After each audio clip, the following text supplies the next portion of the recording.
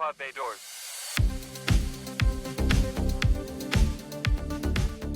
Greetings and welcome to another exciting episode of The Cinematic Traveler. I am your intrepid movie exploring host, Chris, and on this episode I will be bringing you my review for the latest thriller to hit the screens, and this would be simply entitled Drop, directed by Christopher Landon. And as this is a movie about a first date going horribly wrong, something I have plenty of experience with, I cannot wait to dive into this review. But before I do, let me ask a favor of you. Whatever you're listening or watching the show on, could you please, somewhere on that screen there's a follow or subscribe button. Just tap it, please. Just tap that button and follow the show. Not only does it help me and the show, but it also helps you. You won't miss any of my future episodes, and you can go back and listen to my amazing previous reviews and hear my sexy, sexy voice. And on a few episodes, you get to see my sexy, sexy face. I'm going to keep saying that until one of you believes it. Also, if you could share the show with your friends, family, loved ones, annoying coworkers, it does not matter to me. Bad first dates, I don't care. Share the show with anybody. Share it on your social media. Speaking of which, you can find me on social media. The best way to do that would be Instagram at Cinematic Traveler Pod. I also have an email address, thecinimatictravelerpod@gmail.com. I'm on all the other social media services, but I only go on there to promote the show. But I am on Instagram a lot because I do enjoy Instagram. It's very easy for a simple-minded man like me to handle.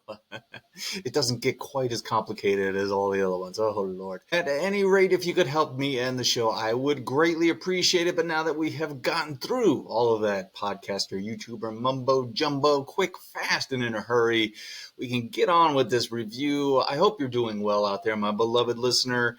Again, you should be getting this episode on Sunday evening, Monday morning, somewhere in that ballpark. So we're starting the week all over again, pushing that boulder up the hill. Don't know why, but it always rolls back down, doesn't it? But that's okay. We handled it last week. We'll handle it this week, and we'll handle it in the future. That boulder will not kick our ass. So now that we've gotten our witty banter out of the way, let's go ahead and get on to the review, which is what you're here for, because I have been known to make a review. Drop. Intergalactic, planetary, intergalactic. I couldn't resist. Every time I say the word drop, that's the first thing that pops into my head. That tells you what kind of twisted nightmare is between my ears. But no, I know you're here for this review, so before we get into it, I do have to over-explain a couple of things. I am going to be giving you a spoiler-free review as well as a spoiler-free plot synopsis. Now, in that plot synopsis, I have hidden one. Yes, we're going to try it this way for a while. One movie quote from a movie that shares some DNA or maybe runs parallel to this movie. If you can identify the movie that has come from, get in touch with me through the various means that I have given you at the beginning of this episode. I will give you a point, and at the end of the month, I will add up all the points, and whoever wins gets to pick a movie for me to review next month. Oh, how exciting. How exciting is that? A little audience participation never hurts anybody. And I know it seems a little uncool, but that's your favorite time of the week by now, and that is to be uncool with Chris. So now that I have gotten all that out of the way, and I know you are even more ready, you're screaming at whatever you are watching or listening to this episode on, please get to the review. Here we go. Let's talk about Drop. Once again, this is directed by Christopher Landon, a director some of us are familiar with. I know I have seen a few of his movies and enjoyed them. Starting with Scout's Guide to the Zombie Apocalypse. That went into Happy Death Day to You, Freaky. Did see We Have a Ghost. I don't remember if I enjoyed that one much or not. But here we are with Drop. So yeah, I've seen a few of his movies, enjoyed them. I especially like the Happy Death Day and Happy Death Day to You films. Thought those were clever twists on the genre, and they had a lot of fun with them. So once I heard that he was directing this film, I was a little interested, and having seen the trailer about 17 million times before every movie in the last 3 months, I knew that I had to find out what is the mystery in this film. So we open the movie meeting Violet, played by Megan Fahey. I think that's how you say that. She is a widowed mother going on her first date since her husband's traumatic death. Now, naturally, she's nervous to re-enter the dating pool but she is set at ease when she arrives at the fancy Skyline restaurant in Chicago and meets her date Henry, played by Brandon Skelnar, a handsome fellow. Now, with both Violet and Henry relieved that they haven't been catfished, they sit down to enjoy their meal when Violet begins to receive messages that are airdropped to her phone.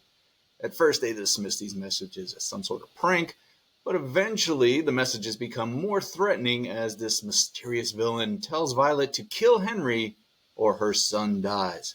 Now, instead of seeing this as a fun way to spice up the date, Violet begins to play a deadly game of cat and mouse with her villain telling her something like, "Pretty clear thinking, given the circumstances. Well, let me guess, some stress management courses? They're really paying off. When we get out of this, I may have to steal you. Hint, hint." So will Violet give in to these nefarious demands and kill Henry and any chance for a second date? Or will she outwit the villain, save her son, save Henry, and save herself from having to split the bill? Well, I will not answer those questions and spoil this movie. I will give you the best review of Drop in all of the podcaster YouTube universe, nay, in all of the universe. So as I mentioned, I have seen this preview. I have no idea how many times for this movie. Oh my God. But, it sucked me in. They did a great job because I just had to know. And part of me was just maybe morbidly curious to see really how stupid the payoff was going to be in this movie, what the mystery was. But then, as I mentioned, I found out the director, Christopher Landon. I knew him from other films that I enjoyed, so I thought, this could be a bit interesting. So let's talk about the positives of Drop. Sounds pleasant. Starting off with the easiest positive in the film, I think the two leads, Violet, played by Megan Fahey, and Henry, played by Brendan Skelnar. I think they do an excellent job, especially Megan Fahey. She really carries this movie. You do get this sense of her nervousness for re-entering the dating world. Oh, don't do it, Violet. Don't do it. It's not worth it. Take it from me. It's not worth the effort to enter the dating pool. No, but she is very nervous to go on this first date. There's a cute little scene with her and her sister who is babysitting her little son where they're getting ready and she's helping with the outfits. And it really plays into the setup of the film. Plus, you learn that Violet is a therapist who works with people who have been in domestic violence situations, which sort of leads to some of the history of Violet that we learn throughout the movie. So you get some depth to her character. And again, I think Megan Fahey does a great job playing her. She has to carry this whole movie. She's the hero of the film. And as it spirals out of control, you see this sort of conflict between her with being a good person who doesn't want to do this. You kill some person you've never seen before in your life, or, have your son killed, which, what's a tough choice. Is it though? I don't know. But for me, it would be. I've been on some dates where I would have done it without my kids being threatened, but that's just me. But yeah, she really is convincing as someone who is trying to do the right thing, but also figure out a way around the process here. There's cameras and there's hidden microphones and they're watching her constantly and everything. So she's trying to outwit this villain, but in this confined little restaurant that is at the top of a skyscraper in Chicago. I would not have made it. And they're sitting like right next to the glass looking out into this. I couldn't have done it. I could not. I would have been holding on to the bar in the middle of the restaurant. They would have had to pry me off of that. Some firefighters would have had to come in with the jaws of life to get me off of that thing, to get me out of that building, because I would not have done it. But she had a great time in that regard at the beginning of the movie. So, and again, Henry comes in. He's a super nice guy. He's a bit nervous on his first date as well. And then you kind of learn through the villain talking to Violet through her phone, what Henry's deal is and why he's suddenly this target for what's going on. And I give him credit for being a wonderful date, because there are points in this date where I know I was sitting in the movie theater thinking I would have just got up and left it. Like, yeah, I got a call from work. I got to go, because she does act a bit strange that she naturally has to do throughout the movie in order to find ways to get around things or have to talk to the person on the phone. So yeah, Brandon Skelnar, he plays that nice guy role very well. Again, they have good chemistry. You do feel the nervousness of the date, and then there's a moment where they're easing into the date where, you could kind of relate to it. We've all been on those kind of things where you're nervous and you don't know what's in. Eventually, if you're clicking, things start to settle down and you get comfortable. There's some other characters in the movie. There's this waiter that comes in and adds some comic relief and stuff like that. So, yeah, I think they carry this movie well. Again, Megan Fahey, she's the star, and she's the one that pulls you into this movie, and she does a great job with it. I think Christopher Landon does really well with having I hate to say it this way, female protagonist, but I know Happy Death Day 2, I can't think of the actress names, but she carries both of those movies.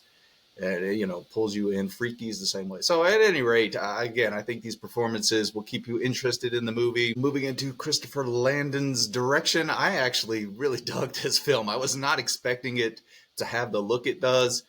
It is very, I hate to say Hitchcockian. I would probably go Brian De Palma more than Hitchcockian. Of course, Brian De Palma just copied Hitchcock and did it his own way. This is Brian De Palma light, I would say. There's no boobs or gore in this film, unfortunately, but it's very stylish. It has these moments where instead of looking at her phone to see the messages, when they come in, they're on different parts of the screen as you're watching. There's this really cool thing she has to go into the bathroom, and she's in the stall, and the walls of the bathroom stall that she's in, they become the video screens that she has for her house, her security screens, so she can see everything going on. It's visually cool.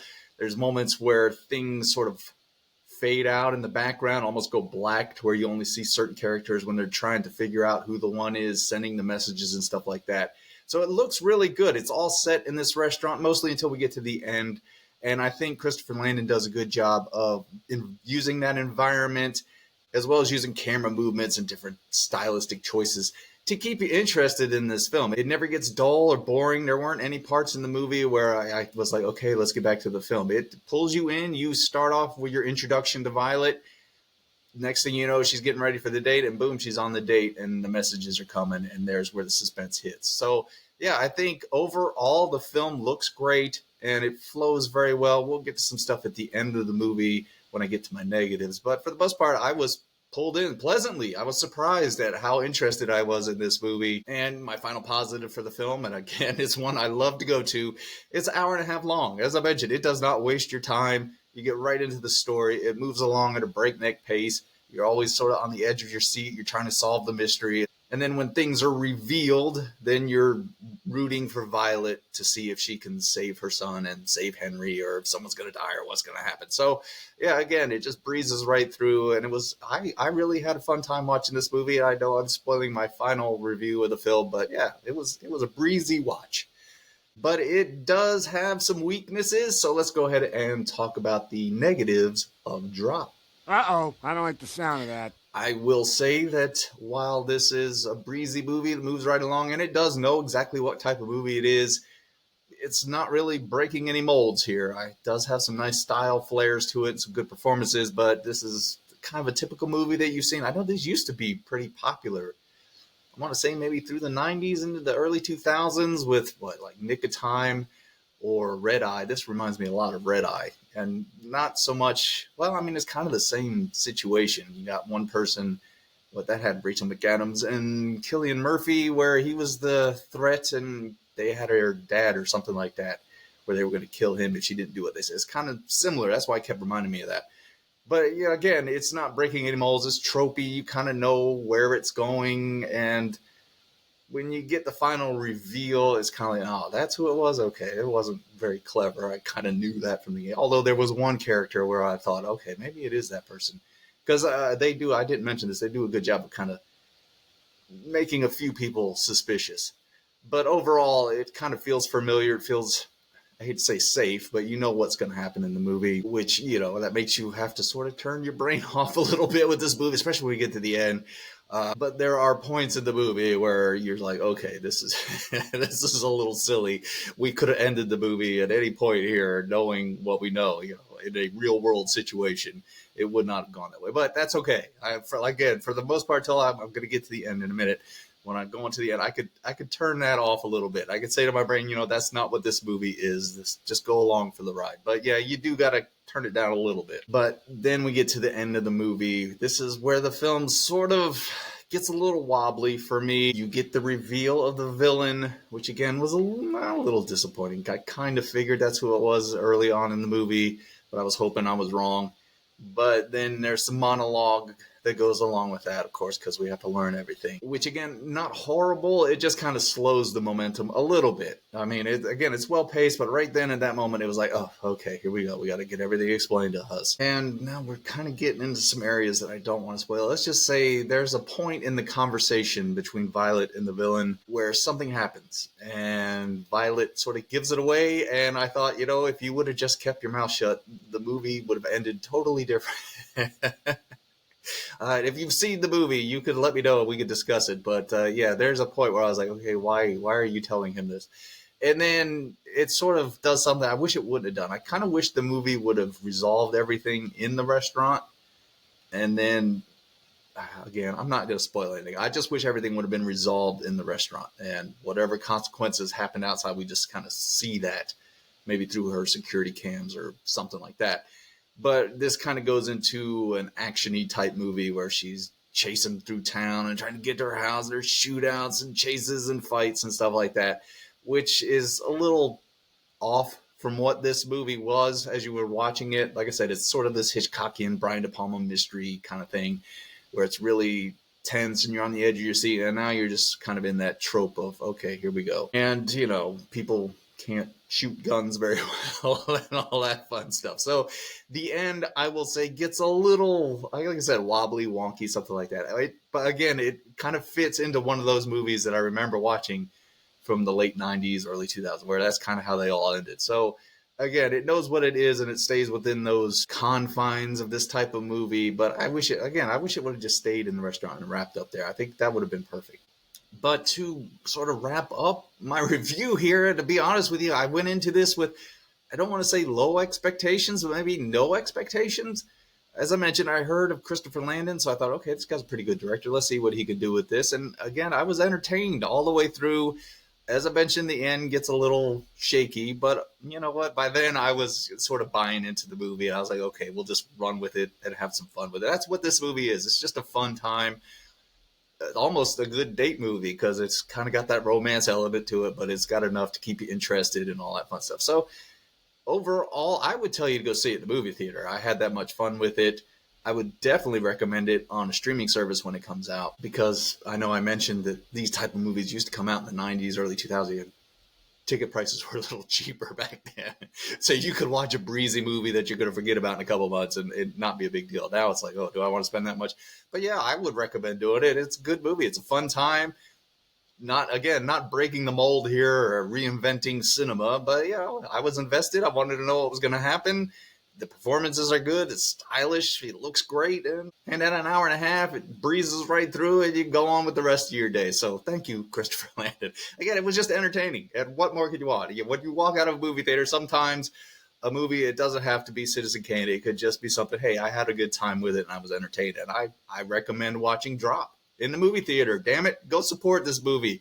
It's an original-ish idea. Actually, there were 3 movies out this weekend that were kind of, well, I would say amateur. That was a remake of a movie, but kind of a good remake. And it was a movie that wasn't popular back when it came out, and they redid it. So, yeah, there was a couple of movies I had to choose. It was a tough choice. I'm glad I chose Drop because I had a good time with it. So I think you will too. Go check it out. Have a good time with it. And Christopher Landon, if you're listening, and I know you are, keep it up. I've enjoyed your work. I can't wait to see what you do next.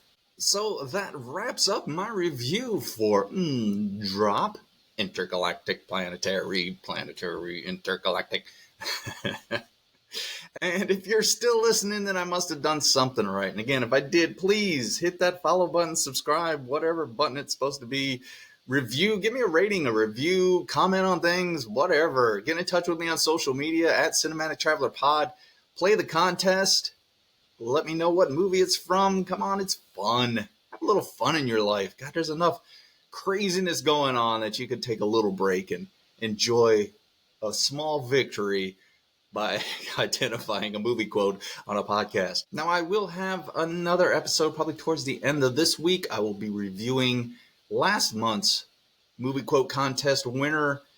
They have let me know what their choice is, so I'll have to watch it. It's an excellent choice, and I can't wait to talk about that movie, especially when they are reintroducing the franchise later on, and I am super excited for that. So that'll be a really cool lead-in. I really appreciate it. I'll have to clarify, though. I do have to clarify something with the winner about which one I'm supposed to be reviewing. At any rate, you'll definitely want to come back and check that out. Now, before I go, I just want to thank you for taking the time out of your day to listen or watch my show. I tell everyone I know I've got the smartest and sexiest audience in all of the podcast or YouTube universe, and you never fail to live up to those high standards. How do you do it every week? You're always sexy when you show up. I have to work really hard to look this good. You, it's just natural. I'm jealous. Oh, I love buttering you up. That could be fun. That could be fun. Now, as you are traveling around on this blue and green ball bouncing through the cosmos, I need you to do two things for me. Be careful on those first dates. Don't answer any of those weird airdropped messages to your phone. And I want you to go out there and do that voodoo that you do so well. All right, show's over. I'm tired.